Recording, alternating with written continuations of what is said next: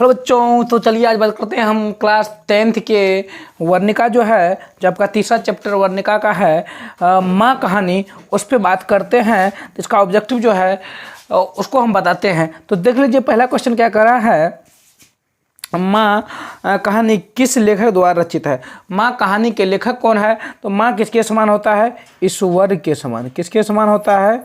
ईश्वर के समान। तो माँ कहानी का लेखक कौन होगा? ईश्वर पेटलीकर। ईश्वर पेटलीकर।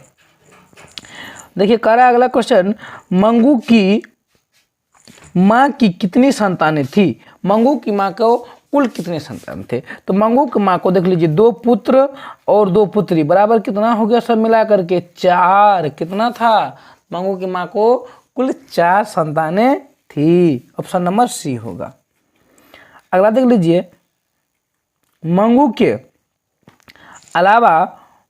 के अलावा उसकी माँ की कितनी संतानें थे? तो 4 था, स्वतः है उसके मंगू को छोड़ करके क्या होगा? 3। कितना होगा? 3। अगला देख लीजिए, माँ कहानी का मुख्य पात्र कौन था?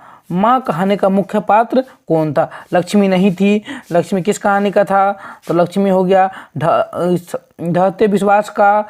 सीता नहीं है। सीता किसका हो गया? सीता नहीं है। नगमा भी नहीं है। क्या होगा? मंगू। क्या होगा? मंगू। सीता जो है धरती कब तक घूमेगी कहानी का मुख्य पात्र है। अगला देख लीजिए क्या कहता है, मंगू जन्म से ही थी। तो मंगू जन्म से क्या थी? पागल, गूंगी, ये भी दोनों। देखिए इसमें क्या है, ऑप्शन बी और सी दोनों में गूंगू है।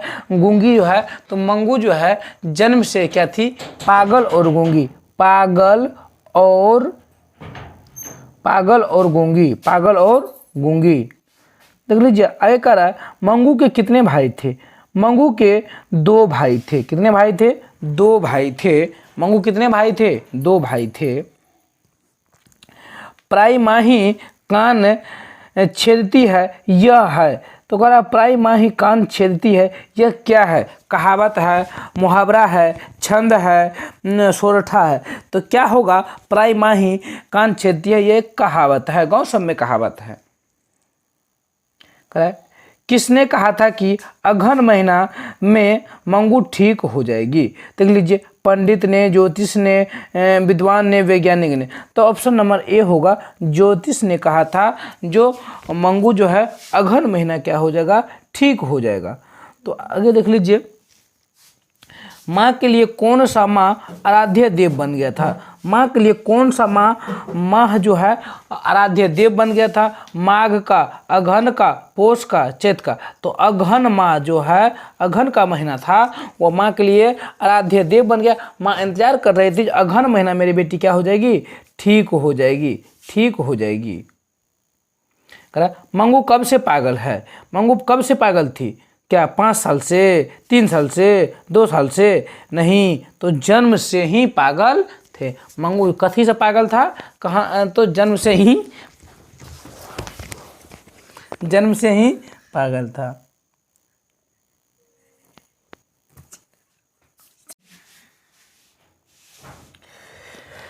अगला क्वेश्चन है, कन्या मध्य विद्यालय में पढ़ने वाली लड़की जो बाद में पागल हो गई थी उसका नाम क्या था? कन्या मध्य विद्यालय में जो लड़की पढ़ती थी, बाद में पागल हो गया, पागल होने के बाद फिर ठीक भी हो गई, उस लड़की का नाम क्या था? उस लड़की का नाम कुसुम था। क्या नाम थी? कुसुम। अगला कह रहा, माँ कहानी किस भाषा से अनुदित है? माँ कहानी जो है वह किस भाषा से अनुदित है? तो option A Kannada, B Gujarati, C Tamil, D Odia. तो किस भाषा से है माँ कहानी? तो गुजराती भाषा से है। किस भाषा से है? गुजराती भाषा से है। गुजराती भाषा से। अरे देख लीजिए कह रहा है, मंगू की माँ अस्पताल को किसकी उपमा देती थी? मंगू की माँ जो है अस्पताल को गौशाला की उपमा देती थी। किसकी उपमा देती थी? गौशाला की उपमा देती थी। अगला क्या कह रहा है, ईश्वर पेटलीकर किस भाषा के कथाकार या लेखक है? ईश्वर पेटलीकर जो है किस भाषा के कथाकार या लेखक है? तो गुजराती भाषा। किस भाषा के होंगे? गुजराती भाषा के हैं। देखिए बार बार पूछा गया ये क्वेश्चन, बहुत इंपॉर्टेंट क्वेश्चन है। 2019 में, 20 में, 22 में दोनों साल देखिए पूछा गया है। मंगू को लोग कहाँ भर्ती करने की सलाह देते थे?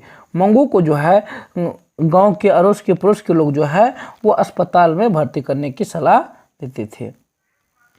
करा है मंगू की प्रकृति मौत को माँ क्या मानती थी? मंगू की प्रकृति मौत को माँ क्या मानती थी? छुटकारा मानती थी। क्या मानती थी? छुटकारा मानती थी। चलिए अगला क्या कह रहा है, मंगू की बड़ी बहन का क्या नाम था?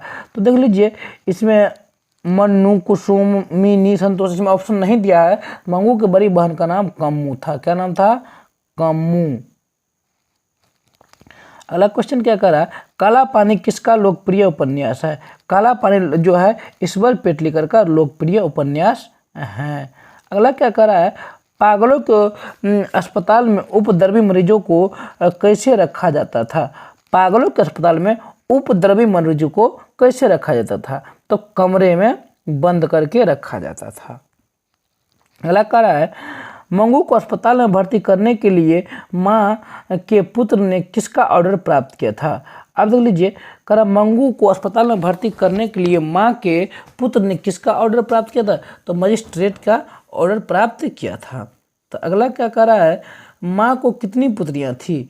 माँ को कितनी पुत्रियाँ थी? माँ को 2 पुत्रियाँ थी। अगला क्या कह रहा है, रात में रोशनी जलती रहने से इसे नींद नहीं आती है, यह किसने कहा था?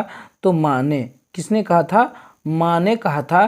जो रात में रोशनी जलती है तो इसे नींद नहीं आती है, यह किसने कहा था? तो माँ ने कहा था। माँ जी किसे गौशालाओं की उपमा देती है? माँ जी किसे गौशालाओं को उपमा देती है? तो अस्पताल को गौशालाओं की उपमा देती है। अगला कह रहा है, कौन महीना माँ जी का आशा भरा महीना था? कौन सा महीना था जो माँ जी के लिए आशा का भरा हुआ महीना था? तो अगहन महीना। अगला देख लीजिए क्या कह रहा है, मंगू को भर्ती करने के लिए माँ ने किसे पत्र लिखकर बुलाया था? मंगू को भर्ती करने के लिए माँ जी ने अपने बड़े पुत्र को बुलाया था।